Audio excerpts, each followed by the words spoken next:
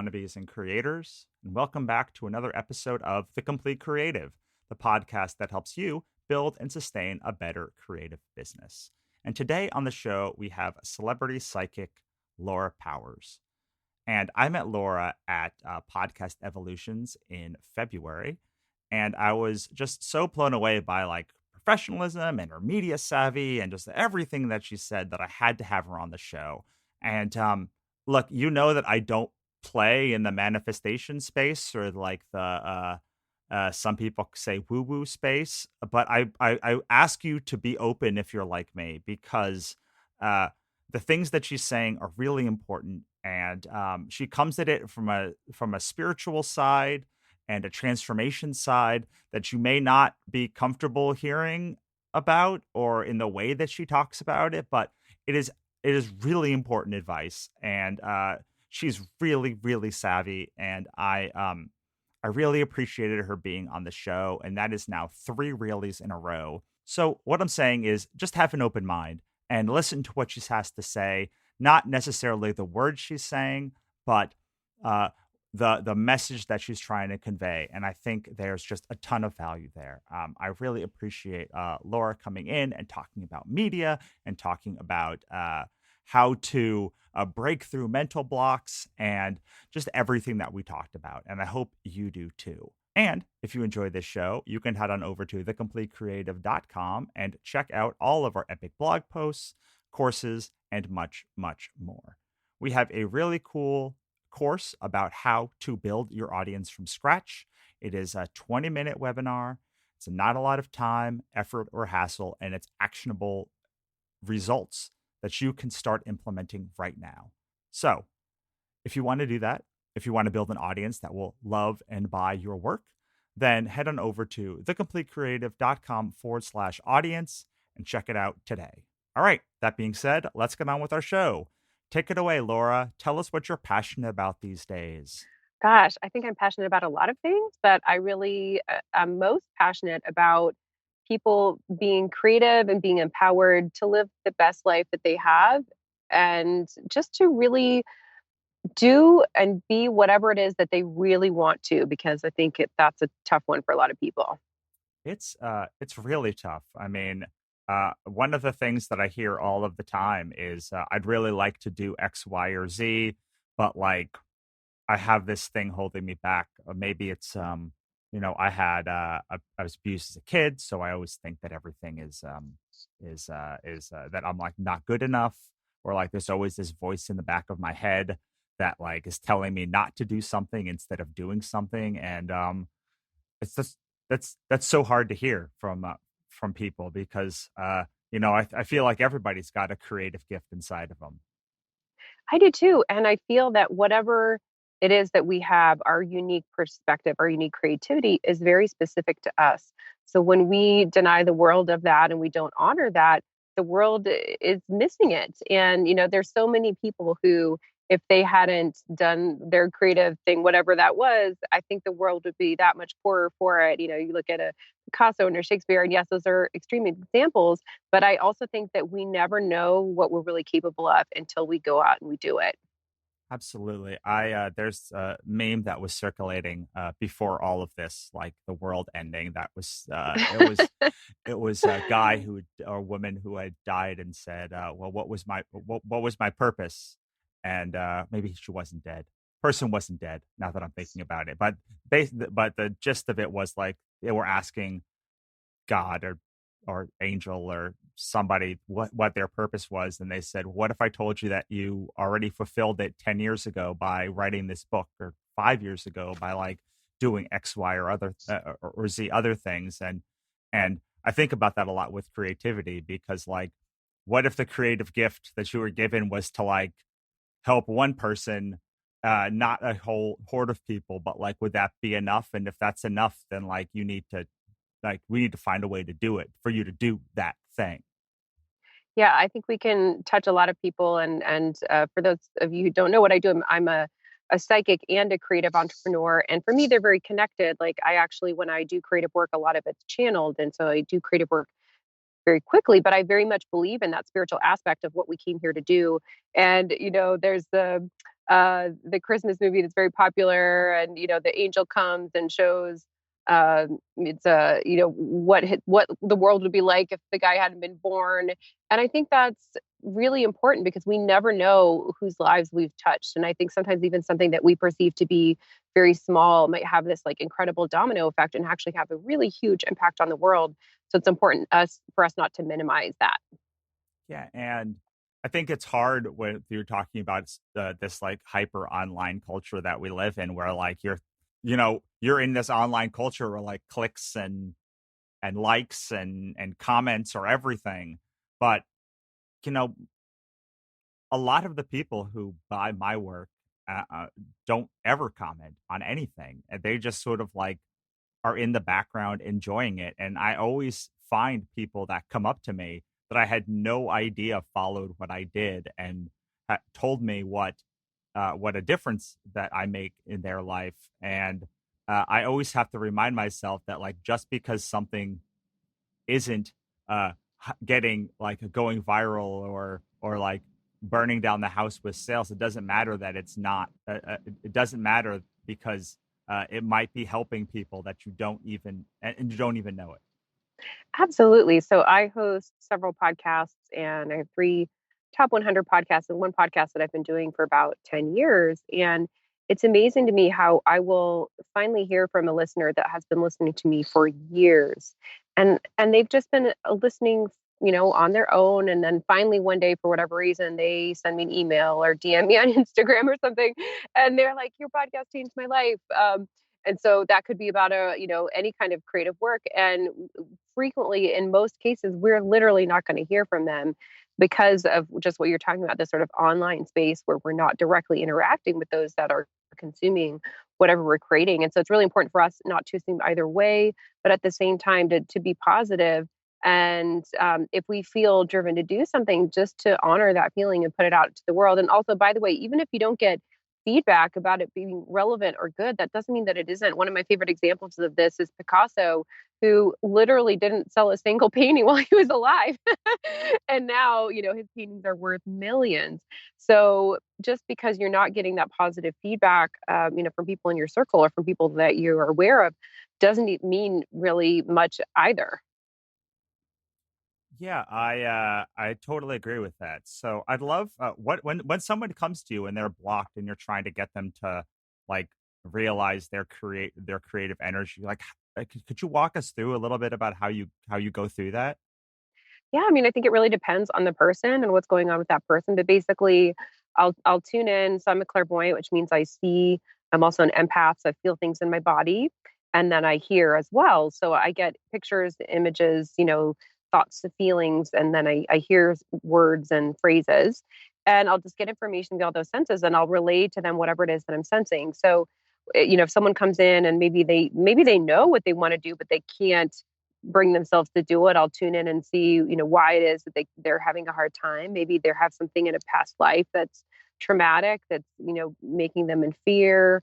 Maybe they have physical energy blocks in their body. It's quite complex depending on the person. But I will say that whatever the issue appears to be on the surface is really not the issue. Meaning we frequently think, oh, I can't do that because I don't have the money or I don't have the time or, fill in the blank, whatever that is. And I think we've all done that. Like for me, that's definitely the thing with exercise. I'll be like, oh, I don't have the right piece of equipment. And then I get the right equipment and it just like sits there. I think we've all done something like that. So what I can do is look at someone, their energy field, get information from their angels and spirit guides, and then look at past lives and see, what is it really about? Like, why is this person not moving forward? Not on a physical kind of practical level, but what's going on an even deeper kind of spiritual level. Yeah, I like what you're talking about how like things often happen below the surface. I'm not I because usually that first thing that you think of or that you think is the issue really isn't the issue, and it's something a little bit Yeah. below that. Um and you might not even know what that's about, whether it's spirituality or psychology or whatever you want to call it. There's almost always something that's blocking you that usually is deeper, that's preventing you from move forward. Yeah, and even if you have a conversation with someone, I was on a business coaching call the other day, and what we were talking about was how when you ask someone about something and why that's happening or why they can't do something or whatever, it's usually like maybe four answers down, meaning why are you doing that? Okay, and then you like ask again why, and you keep asking, and then you can really get at the heart of the matter. And when you look at it from a sort of psychic spiritual perspective, you can kind of get at the root more quickly than we might be able to on our own. And by the way, we all have a bit of a block for myself. So I can see maybe more clearly for myself than some others can, but I can see way more clearly for someone else. We have a harder time tuning it for ourselves. But when I'm looking at what's going on with someone else, it's way more clear. Yeah, when I do coaching, I always say, listen, I don't take this advice. I'm just telling you this is better advice than the thing that I do. Well, it is funny because I think this happens for coaches as well as for psychics that when we are connecting with people, it means we have some kind of match in terms of our beliefs and patterns. So if we're giving guidance to someone, it means it's also for us too. Like pretty much always is what I found. And it may be at varying levels. Like maybe, you've, as a coach, you've mastered it to a certain degree, and then you're trying to help someone who is earlier on in that lesson or pattern, but it's still also for you, or you wouldn't even probably be talking with that person. Absolutely. And people resonate with different people too. So, like, usually the Absolutely. person that's coming to you is someone that has resonated with some message Hmm. that you put out into the world. Totally. So, let's say you're a little bit further down the path. Let's say you're you have a business and and you're like rocking and rolling, but like some things are not, like you realize that something is broken in your business, or you want to change directions to something. Like for instance, we're in a world where the live event is kind of out the window for the decided future, right? And somebody who's making a lot of their living doing live events, like that's kind of the kind of their thing, and they have to move very quickly. Right. Um, like, is there any advice you can give somebody in like a time like this when like they've seen a ton of their income and a lot of the ways that they used to do stuff dry up, to like get them motivated to like switch gears or get them to switch gears quicker? Absolutely. First of all, I have so much compassion for everyone going through this because I just have compassion in general as an empath, but also because I've gone through similar. So, my master's degree is in political science, and I used to work in government, politics, and nonprofits. And during the recession, I had no work. I was unemployed. And that sector that I was working in, like no one was hiring, there were hiring freezes. There was literally no work. And so, I understand what that's like to feel like you have a rug pulled out from under you and like there's nothing there. It can feel really terrifying. And I think it's really important to just pause. In most cases, the people that we're talking about, we do have support structures in place. We have family, we have friends. We're literally like not going to starve. It might be like a shock to the system, but it's important to kind of reassess and move forward and look at the resources that we have, be grateful for what we have, and then just know that this will pass. So when the recession happened, I know for a lot of people, felt like that was it. Like, it was going to be bleak and dismal forever. It certainly felt like that if you watch the news, but things did turn around and we picked ourselves up and dusted ourselves off and moved forward. And I think the best thing to do now is to look to the future and not get hung up on all this sort of doom and gloom news. If social media feels like a downer, get off social media. But I think working towards online is incredibly powerful. And there's so many ways that you can do that. Almost anything that you do, I can think of a way for it to become, online. So if you're a dog groomer, like maybe teach online dog grooming, courses, or work with a one-on-one and do like literally coach someone through it at home via video or something. There's literally so much you could do, and I'm a huge advocate of podcasts. I know you're obviously a podcaster. We're doing that right now. I've been podcasting for 10 years, and podcasting for me has been a huge aspect of my business and marketing platform, and I think it's still largely untapped. I was just speaking at PodFest, which is one of the big podcasting conferences in the United States, and in the state of podcasting, talk, they were talking about how few podcasts there actually are when you compare them to a lot of other platforms. So, for example, there's only in the Apple Podcast slash iTunes store, which is the main place that people consume podcasts still to this day, like maybe 60 to 70% of people, there are only about 250,000 active podcasts, meaning 10 or less, they have 10 or more podcasts and that have published in the last 90 days. And there, to compare that with blogging, there's over 600 million blogs. So, podcasting is a wonderful way. So whether you're hosting your own podcast or you're getting on people's podcasts, it's an amazing way to get whatever you do out there. And even if you don't know what you're doing, start it. That's what I'd say. Just this idea of like, you don't even have to be perfect. Just go for it. Start ugly. My friend wrote a book called Start Ugly. Just do it. Just get going, and you can get better. You can get prettier as you go with your process. And that happened for me when I started my podcast. I had no idea what I was doing. I didn't even know what my business was. I just started it. And I'm so glad that I did here, about 10 years later. That's so funny. That happened to me too. I had a publishing company, and I decided to start this podcast called The Business of Art. And I had no idea what I was doing. I just was like, I want to interview all of these people that know more than me. And like, I can't just sit by their table and ask them questions. That's rude. But like, if I say I have a podcast, then like they'll come on and they'll tell me all of their secrets, and we can become Totally. friends. And then like the podcast will get better. So like, I think I bought a domain, and then I started it, and it was rough for those first, I don't know, like six months, I think would but like then you learn what your voice is, and you learn like what Yeah, kind of stuff you like, and you learn like what kind of people respond to it. And um I think the gift of being kind of in a mid-career position instead of an entry-level position is like I finally, for the first time in my life, feel like I know the stories that I like telling.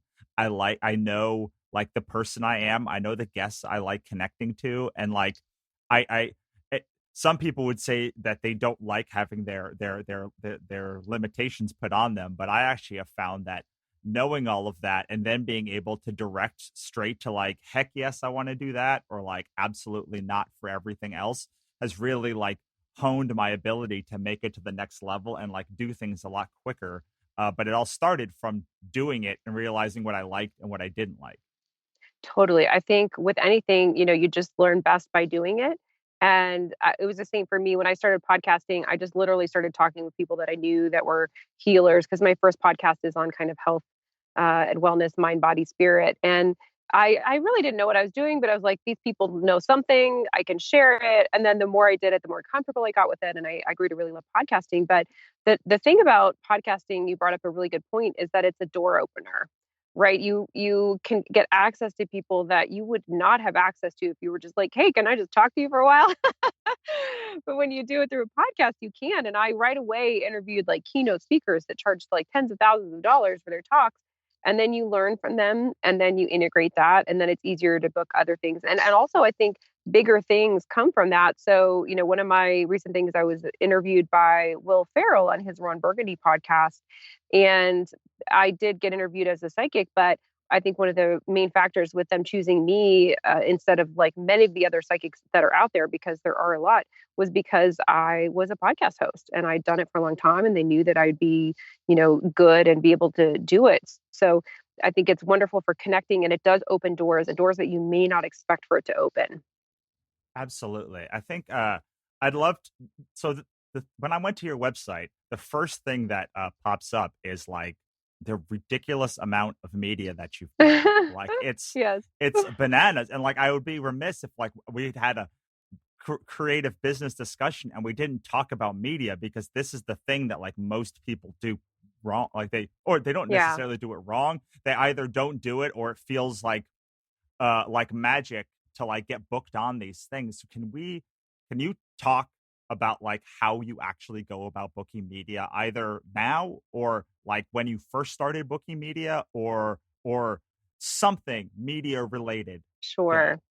Yeah, so this is one of the things that I frequently talk about at various conferences, podcasting, and other types of conferences as well, because I think media is so powerful, and it's underutilized by most entrepreneurs and especially creative entrepreneurs. And as a psychic, it was one of those things that pretty quickly became clear to me that it was important for me to do because it's a wonderful way to reach people. And one of the powerful things about media is that it lets people know about you and it builds in credibility. Like when you saw all those media channels that I've been on, weren't you like, oh, okay, that happens for people. There's this psychological thing of like, oh, this person's been on these, different platforms. So it creates trust and credibility. And in terms of process, I mean, we could do a whole episode just on this. And if you ever wanted to have me back to just talk about literally just, booking and pitching media, I'd be happy to do that. But the first thing is just to start wherever you are. So if you have any connections within local media, if you know podcasters, start there, low hanging fruit, go there. And then once you start to have something under your belt, create a little reel. So whether that's audio podcasts or video, put it together, make a one sheet with all of your appearances. If you host a podcast, one of the great things you can do is offer to trade appearances on each other's shows. And then you just build up credibility and you build a list of references in media that way. Because one of the big things that news media are looking for is that when you are on, that you aren't going to choke, right? So if you have experience, even if it's with podcasts or even if it's a video podcast, that's going to be really helpful. And you just keep building it. And then I would be remiss if I didn't mention the importance of intuition and manifesting and the sort of energy piece. So really put it out there to the universe, ask the universe, angels, whatever your belief system is to help you with creating this. So I have done everything that I've done, like all the big media that I've gotten has been without a PR person. And by the way, if you have a good PR person, they can certainly help you, but you do not need to have that to make these kinds of things happen. So I've been on, nationally syndicated shows. I've been on local news. I've been, as I mentioned, on like what was at one point the number one podcast in the country, which is Will Ferrell's podcast. And this is all something that I've just done kind of organically by, having good media materials, following up, and then using my intuition as I went. I love what you were saying about starting where you are, because isn't it's always the way, right? It's always like start with what you have and then build from that, no matter whether it's your career or your media. Or I think people assume that when they look at your site, you came out of the womb like a fully formed media personality. Like I don't know, that's how I feel. Like I feel when people talk to me, they're like, well, Right. how did you, and I'm like, I don't know, I built up like a decade of two of doing this, and now it seems to like come easier than it did like a decade ago, but that doesn't make it easy. Absolutely. No, you have to start where you are, but that also doesn't mean that you can't have big leaps and bounds, as you go. And just start where you are, be positive, be, filled with faith, go for it, aim high. And like I said, just follow that intuition. My first media story that I had about me, as it relates to my work was through the local newspaper that then it expanded into becoming the regional newspaper. And I just was active in my community, and the managing editor asked if he could do a story about me. And that's the other thing, be open, connect with people in your space, whatever that is, and then say yes. It's important to say yes, be open, and work with others. And by the way, I think it's a great thing to network with people in the media, period. So find out where they're going, make sure you connect. Um, Podcasting is more and more respected as a legitimate form of media. Go to podcasting conferences, meetups, events. You will learn so much. I mean, even though I feel like I know a fair amount, every time I go to one of these conferences, I come home learning something that is extremely valuable. Absolutely. And yeah, so I think the what I love about what you just said was that you like make friends with the media contacts, because I one thing that uh I definitely know a lot of people think is like ABC is just a monolith of like a thing, and like ABC is the person that just like says you are going to be on my show now, but it's really like a No. producer's going to be a producer's going to like say yes, Right. or a reporter is going to say yes. Like the individual person is going to say yes, not like the monolith that is like Bob Iger is not going to point out you and say you should be on these five shows. Absolutely. It is all about building relationships and make sure those relationships stay positive. And yeah, it's not like it's like you said, it's not like this one thing, this whole institution has to say yes. You literally need to get a person that's in a position of, power and making a decision to invite you on or to say yes. There's a couple of resources I'll give for, trying to get booked. One is Hero. Have you heard of that one? Yeah, help a reporter out, right? Yeah, exactly. So that's a good one. You just sign up for notifications of people that are looking for sources. It could be podcasts, it could be a newspaper. One of the big TV show bookings that I got, which was on a nationally syndicated show, was through responding to a HERO request. So you just never know what's going to come out of it. And sometimes when you read the like emails that they send, you don't know how big it is. Like you can't tell. So again, just follow your intuition. But I do feel like if you plug away, eventually something will come of it. That the whole thing of um, Thomas Edison and inventing the light bulb and how many filaments it took for him to try that didn't work before he found one that did. Like, yeah, but just keep going. Don't give up. There's a book that I really recommend for all creative people. It's called An Actor's Life by Jenna Fisher. And if you're not familiar with her work, she is one of the lead actresses on The Office, the American version. And it's a great book for all creative people. But she talks about how she'd been, working for about 10 years in the industry as an actor, but she wasn't really where she wanted. And she basically decided she was going to quit. And she told her manager agent, I'm quitting. I'm kind of over this. And they both said, you're crazy.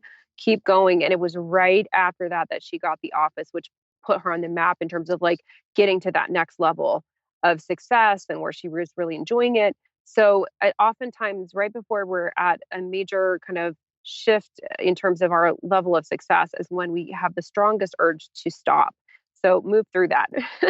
Oh, this is great because I just was talking about this on another podcast that I was recording earlier today. How the wants entropy, like, and your body wants Mm, entropy, and your body wants like your body going all the way back to the cavemen, like right, where like when things are normal and the same, then like things are safe. When like, right. but like when it's when things change, it's like maybe there's a drought, or maybe we have to move, or maybe there's a lion, or maybe there's a death, or maybe somebody's sick. Like moving out of entropy is always is very rarely for the Neolithic man a good thing. So Right. our body wants to stay in the same area, and I tell people this the same time is right when you're about to like push through, your body is it's when you want to quit. But Yes. uh I've always wondered. I don't have a good answer for this because people are like, well, sometimes I want to quit and I should quit because like it's a thing that I shouldn't be doing. And like, how do I tell the difference between uh, a body trying to fight entropy and fight changing, and my intuition telling me that I should quit? And you might be the perfect person to answer this question for me since you deal so much with this stuff. Well, I think most of the time when we're getting the message to quit, it's like something in our head. And it's hard to tell, where is that coming from? Is that just kind of like our mind chatter? Is that like a guided feeling? And one of the things I think everyone can do to help themselves is to have mindfulness and meditate. I'm a huge fan of meditation. And I don't think it's just for, spiritual people, but if you want to be effective, you want to be able to better tune into your intuition, then I highly recommend having even a very small meditative practice. Even if you meditate 5 to 10 minutes a day, can really help you get out of that stress response. Because what's happening in most cases is people are responding out of the stress response. And that's happening a lot right now with, coronavirus and everything, where people are in this major kind of anxiety stress response. And when we're in that, we can't process well. We can't tap into our intuition. We can't think critically. We're just in this kind of fight or flight response. So getting out of that is really important and will help you see things more clearly. And then the other thing that I'm going to say may surprise some people, but I'm going to recommend for people to really pay attention to their diet and their gut health, because your gut and your brain are very connected, and those are and your heart as well, by the way. And those are two places that are very tied in with your intuition. So if you're a mess physically in terms of your gut and your brain, you're going to have a hard time tuning into your intuition and seeing what's really going on. And in terms of like, should I keep going? I guess what I would encourage people to do is check in and ask, is there an element of this that's destructive for me? Or is it about impatience? Because a lot of times what happens is people feel like this should have happened by now, so I'm going to give up. And that's a head thing. The universe has its own timing and we can't really control that. But if it's something that is feeling unhealthy, then that's a different, situation. So trying to determine, am I trying to end this because I'm just frustrated with the timing, for example? Or is this something that's really just an unhealthy situation for me, period? Follow-up question to that. Let's say that Yeah, you've been doing the same thing for a long time, right. years, and you're just not getting anywhere with it at all. Like you're not growing. You're getting like you've gotten through that because that first step is like making something good, and like you're making good stuff now. Like your stuff is objectively like good. Like you can be like you are worthy of being put on the same field as like all the other professional people, because there's that stage before that, right, where like you really like need to just work on your craft and your material to like get Sure. good. But like we're past that place and like we're making good work, and we're just not having the like it's been 5 or 10 projects, and we're just like literally we're falling against the exact same thing time after time after time after time, um which happens to a lot of creatives, especially the writers and artists that I know. They just like they're making good work, but they're never getting to the next level. And I have a feeling that you have ways to help break Yeah. through to that next level. Yeah, there's a couple things I'll say to that. The universe very much responds to what we say yes or no to. So I highly encourage everyone to really pay attention to that. So I think of the universe very much like a Netflix queue. I know that sounds kind of funny, but there's this algorithm, right? Whatever you watch, Netflix will suggest other things like it. And the universe is similar in that whatever we do or say, the universe basically is like, okay, more of that. And so we should really be cognizant of, are we saying yes to things that aren't what we want? So I see this a lot with people in creative fields where they are basically, accepting a low level of pay or doing things for free. And then the universe responds accordingly, and they aren't able to level up because they are not valuing themselves enough. And if you don't, then the universe won't either. So if you look at, for example, psychics, there's a lot of levels of psychics, and a lot of psychics work actually for very low pay, or in many cases they'll just do it for free. And one of the things that I had to do in order to level up was say, like, no, I don't work for free. I don't No, I'm not going to give you a free reading. And I noticed that when I raised my prices to a certain level, like there was a point where I raised my prices and it was 200 an hour and higher. And by the way, I'm a lot higher than that now. But suddenly it was like the clients that I was attracting were much better. They were better clients. They really respected what I wanted. The money wasn't an issue. So I think that happens with a lot of creative entrepreneurs where they're not valuing themselves enough. And when they level up, their pricing stays the same and then they get stuck. So I think that's probably the biggest thing that I'm getting intuitively that is happening for most people.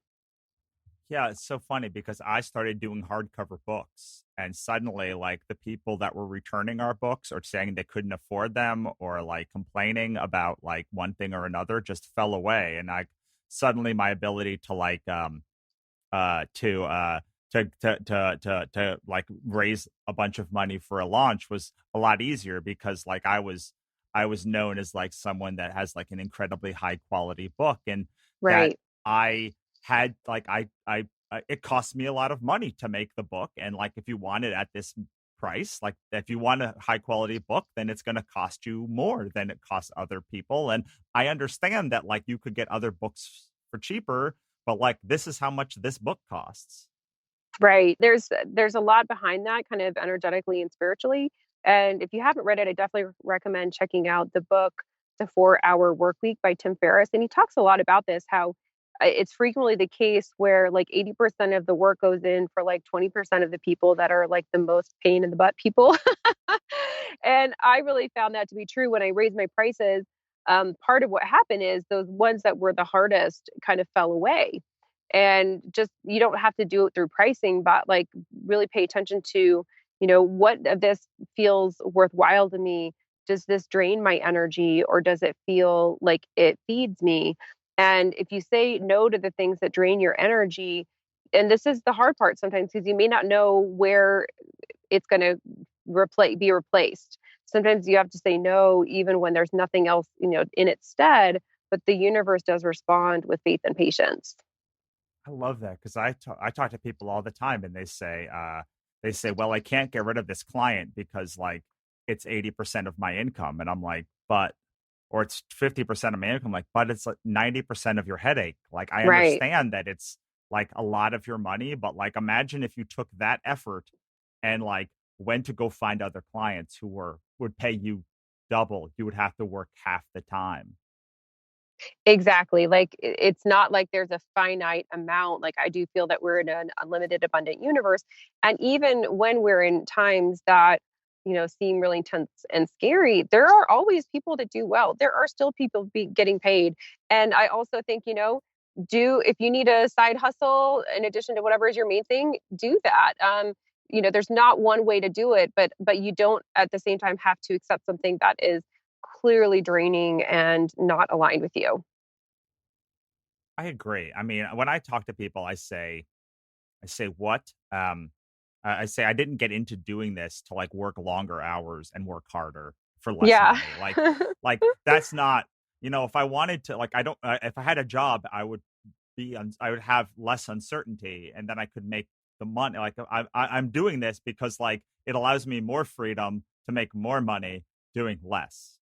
Right. Yeah, when I was still working as a consultant in the kind of nonprofit world, and had started my psychic business, and I was like, okay, so I could work an hour as a psychic, or I could work like 10 to 20 hours consulting to make the same rate. And I was like, yeah, okay, this feels like an easy decision. And I think whatever your focus is, whatever your work is as a creative entrepreneur, I think it's important to know that there are options out there. And also, I really recommend having more than one source of income because if one thing dries up, then, as has happened for many people, you are not out of luck. So in my case, I have, I book, private clients. I teach workshops and classes online and in person. I have book royalties. I have sponsors for my podcast and affiliates. So all of these are different sources of income. And as a creator, I think it's really important for us to think of it that way. And I'll just pass on a piece of information, which is that most millionaires have five or more sources of income. So just to think about that, even if they're all creative sources, that they're still not all coming in from one place, and that reduces stress. And then if something does shift that is out of your control, then you're not in as much kind of feeling out of control and spinning out and anxiety, etc. Absolutely. I mean, I run three businesses and I always say two are basically creating at any one time. And I'd never know which two are going to like, which one is going to be the one that saves the other two. But there's always one that's like the superstar. And then the other two like are either middling or like failing. And like, I, I would, if I could just figure out how to get all three to fire at one time for like even a short amount of time, like it would be effing miracle. But it's because I have a Verizon dealership and a marketing academy, a marketing company and training academy, and then a publishing company that that I can like reliably rely on at least one of them saving my ass every month. Right. Yeah, that's good. And, at least if we have something that we can work on making it stronger. And I'll go back to this media aspect, like uh, booking media and especially booking bigger media is so powerful with what it can do for your business. So essentially, I don't do any traditional marketing. I have four people on my team that help me, and it's all coming in through media, through referrals, through repeat clients. So it is possible to do this. And what, now that you already have a lot of those things in place, you can build it more. And if you're just listening and you're just thinking of starting these things, it's so worthwhile. I feel like podcasting, media, there's a huge return on investment for whatever it is that you put into it. Absolutely. Well, I'll give like one of my secrets for media is that like any Fox affiliate is still Fox. Like any ABC is still ABC, and like Absolutely. putting Yeah. ABC on your bio and Fox on your bio, even if it's like in the 200th biggest market in the country, is still like nobody knows that. Right. You have been on that network. Absolutely. And a lot of local stations are looking for things that are of interest. Like I said, do network with people that you know. And podcasting, all of these major networks now have podcasts. So this is something to explore as well. And just really network, get out there, and you might be surprised what happens. And like I said, definitely attend podcasting conferences. And I know some of these are being canceled right now, but for example, I'm going to be a speaker at Outlier. I've been a speaker at their in-person one, but they're doing one now that's switching to online. So you can still network and connect even in the online space. It doesn't have to be just in person. Yeah, there's something also about being a guest of like just going to speak at any conference. Like that's like I'm a writer mostly, so like most of the people I know do writing conventions and all of those things. But like just being able to speak and say you're a speaker at one of these conventions puts you at the same level of all the other speakers. Like none of the other speakers know that like you're the small potato. Like you all they know is that the place that brought them on as a guest also brought you on as a guest, so it allows you almost a immediate ability to like level yourself up just by because the guests and the attendees all see you as like being on the same level. Absolutely. Another tip that I'll give, and by the way, I do coach and assist people with how to do this, is to, uh, if you're a podcaster, you can request press badges to different conferences and events. By the way, don't do this for podcasting events because everyone's a podcaster and you probably aren't going to be accepted. But I'm talking about other conferences and events. And you then will get access as press to, high level speakers and presenters. So that's another great tip that you can use. And there's very specific ways that you can, increase the likelihood of getting accepted for press credentialing. So I get press credentials to, the Cannes Film Festival, South by Southwest, Sundance Film Festival, basically all the big ones. And that's really great. Those are valuable, in terms of money, those are valuable credentials, and it just really gets your foot in the door to connect with some of these people that are decision makers, and you can learn so much from. Absolutely. I mean, I think the real takeaway from this is that uh, you like nobody else knows how small you are except for you. Like you, if you're one person running a website like that does blogs, you can attract way bigger names to do stuff for you than you think you can. Like I'm shocked at the people that like agreed to be on this show, still that agree to be on this very pretty small show. Because like I asked them and then I had one guest. I remember my guest I just rebroadcast a couple weeks ago, Paul Jenkins, led me to the next person and the next person. So like the minute I had the one, I then had like the 10, and like now I've been on local affiliates like Fox and ABC and all these other Right. people, and I've been on all of these podcasts because I'll give you I don't know, I don't know if you use it, but I do. I found this website called Spot a Guest. Do you know it? I don't. That sounds like a good one, though. So Spot a Guest is basically there's two. There's a website called podcastguest.com, which I'm sends out an familiar with email. that one. Hmm. Yes. So the Spot a Guest is a membership community. It's free to become a member, and they list all like everyone who's basically a podcaster, and they have a whole section which is a host looking for guests, and it's just a list every week, like 20 or 30 new places, and they tell you how to reach out to them, how to contact them, and pretty much if you have a good bio, then I book maybe 4 or 5 a week from that out of the 20 or so that I apply to.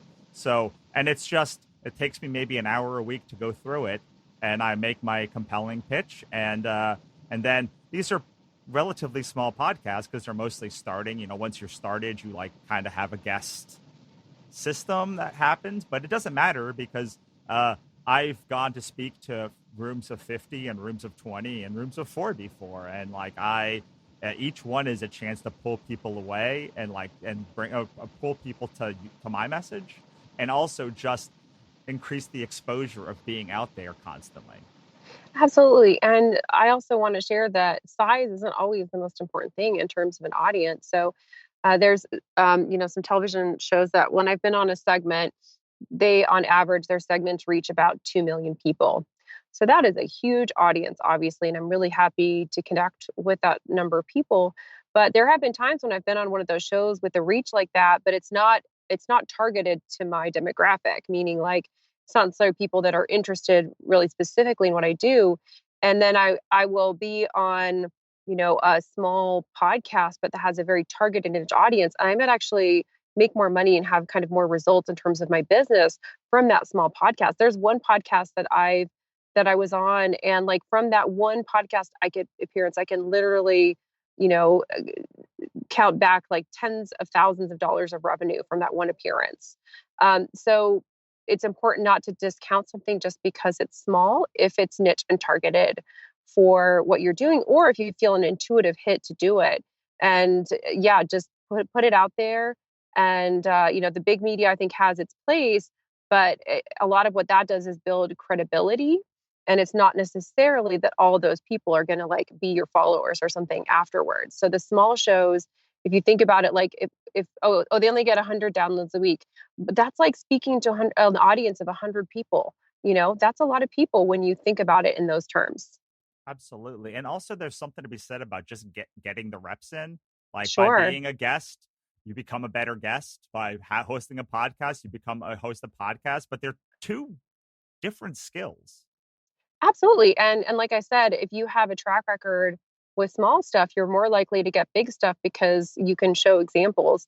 I've been pitched a lot. I mean, I get a lot of pitches to be on my shows as well.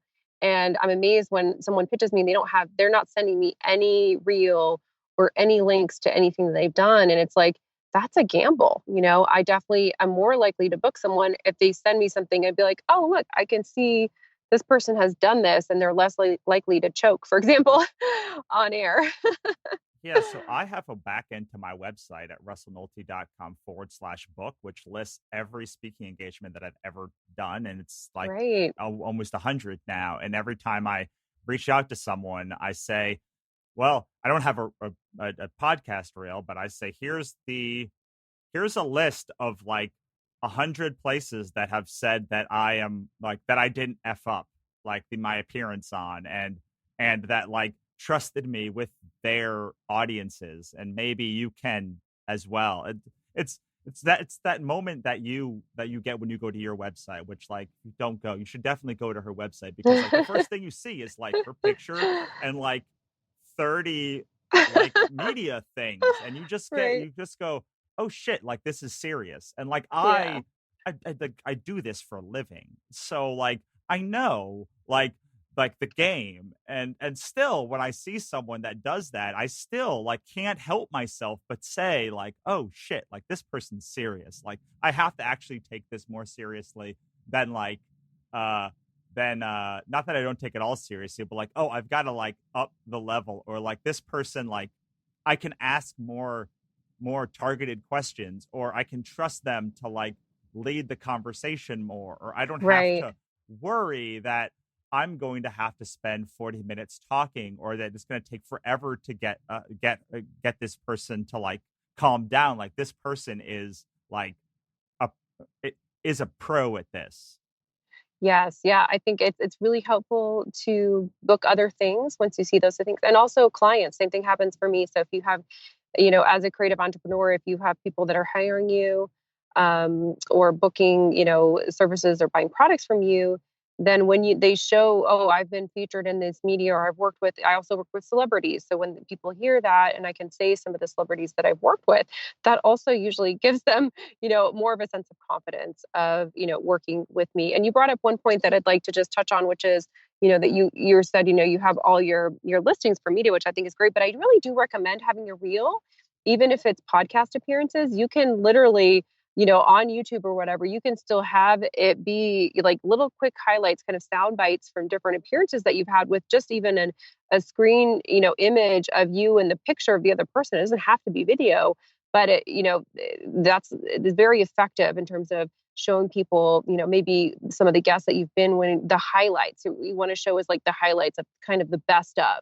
Yeah, I think you might have convinced me to go to go get on that the next time I have a free minute, which, given the current climate, may be like for a long time. I may have a lot of minutes. We're nearing the end of our hour together, and I always like to use the last segment to talk about the guest themselves and what they have coming up, and what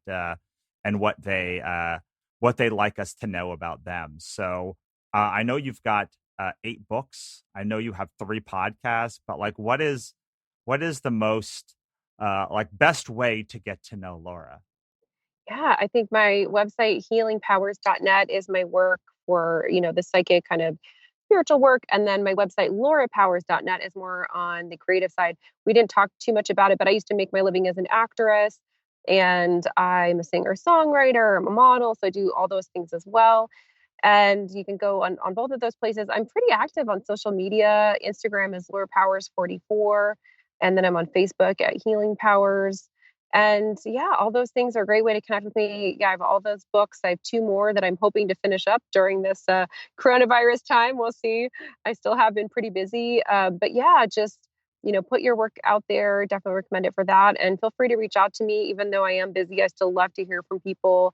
I do a lot of goodie giveaways on my podcast and things like that. So you can subscribe. Healingpowers.net is my Mind, Body, Spirit podcast. And then I have one that's film and television, and that's Behind the Scenes with Laura Powers.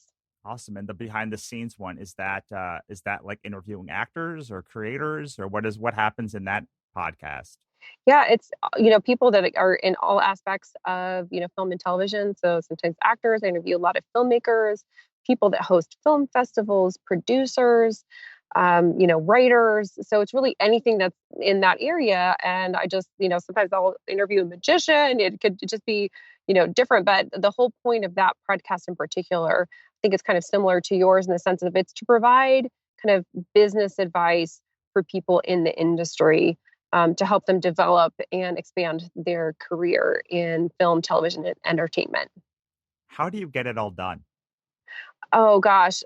So I will say that I think I do things fairly quickly, but I also have a team, and I think that's essential. Even if you don't have a large budget, I noticed a huge shift in how everything went for me when I hired even just an audio editor. So whatever you can hire out, if it's not something you want to do, if it's not something that you would hire yourself to do, meaning you're not good at it, um, hire someone else to do it. The one of the beautiful aspects is there's people all over the world now in this wonderful online economy that the cost of living is, far cheaper than it is here in the United States or North America. And so you can hire an assistant for a relatively low rate, but it does 2 things. One, it frees your time up to do, bigger things, more creative things. And then the other piece is it helps build credibility. It helps people take you more seriously. So, just like you said, when people see my website and see other people, it's also like, okay, when I'm booking a podcast and it's like, here's my editor, here's my producer, this is my assistant, this is my social media person, these are all people that their expertise is building onto what I create. And that helps level up. So I would really encourage everyone, no matter where they are, you can usually hire even, someone in the Philippines or somewhere else to do some things for you, social media graphics, or, whatever that is, for 5 hours a week. That's how I started, was 5 hours a week, or just doing my podcast editing. And then as you grow, you can build on that.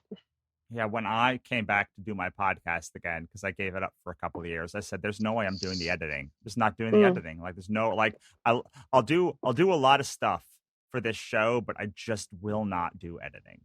Yeah, I think it's a very specific skill set to be able to do it well, and also I think to do it well, you really should have the right equipment and the filter things, and know how to do all the ID3 tags, and it's actually very technical.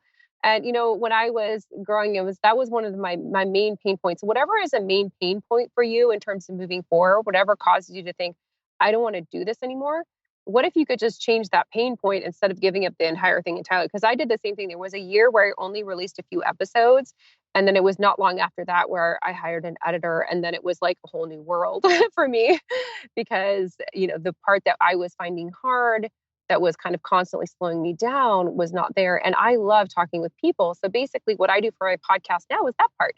And other people on my team do the rest. And that makes a huge difference. It's your zone of genius, right? It's the thing that no one else can hire you for. And uh, I uh, I have a second one, which is the zone of incompetence, which is like things that I just Yeah, don't do well. And like I like to do a lot of the exactly. middle stuff. I like to like do a lot of like the marketing things and stuff. But like there's some things that are either the zone of incompetence or the zone of just like frustration where if I do it, it's just going to annoy me. And so I have to not do it. Otherwise, it's going to ruin the rest of my day when I am doing the things that I like. Yeah, and like for me, one of the things that was constantly falling by the wayside was social media graphics and posting, and it's really important, And so I would always find that it just was the like, oh, it's just the last thing, and then I just wouldn't do it. But when you hire someone and that's their job to do it, then suddenly it's like, oh, it gets prioritized and it gets done. And I'll just give one tip if you're thinking of doing this. One of the things that I found um, like very effective for hiring different freelancers is to hire for a small thing first, meaning a particular short project, and maybe even try a few different people for this same thing, meaning maybe different. Let's say you have a project, give part one to one, part two to two, and part three, or something like that, or little projects to each person, and then see how your working dynamic is with that person, see how the results are, how fast they are. And if you do that, I think it works much better than if you just like hire someone outright, because you can really test it out and see what it might be like to work with that person before you make a big commitment. Awesome. Well, I think we need to end it there, but I'll ask you the question I used to ask to end every show, which is to give people the best piece of advice that you would give yourself, or that you would give a new person, or you would give somebody struggling. Really, just the best piece of advice you have in the chamber. It could be something you've said already, or something that is brand new. And then where we can find you one more time, and then we'll say goodbye. Sure. I would just say that you are so much more powerful than you think that you are, that we're very taught, just through society, through the things that we hear and feel. And most of our mental talk is about us being really small and kind of powerless, almost like we're a victim. And I really do believe and feel just the opposite. Like if we really know our own power, in a way would be terrifying because of how much we have at our disposal. But it's a beautiful, wonderful thing. Just to remember how much you have at your disposal, and that one person, even if they are small and we might think of them as powerless, has an incredible ability to transform the world. So don't forget that. Stay positive and be creative. Put whatever your own creative uniqueness out into the world and just keep moving forward. And I'm asking the angels to help each and every one of you. And you can find me on my website, healingpowers.net, laurapowers.net on the creative side, and then Instagram, Laura Powers 44, and on Facebook at Healing Powers, and also at Laura Powers. Awesome. Wonderful. Thank you so much for stopping by, Laura. It's been my pleasure. You're a great interview. It was really fun. Thank you. All right. And that was celebrity psychic Laura Powers. I hope you enjoyed that one. See, I told you, if you just give it a shot, you will learn something. And she dropped so much value. I am so appreciative of her coming on. Please go over and check out her work. Tell her how much you liked it on Facebook or Twitter. And yeah, if you like that, there's a ton more content over at thecompletecreative.com. Go over and check it out. Read our epic blog posts and take our free courses and check out the archives to this podcast. And while you're checking out those archives, make sure to like, review, and subscribe anywhere you get your podcasts. All right, that's it for me. I will see you next time.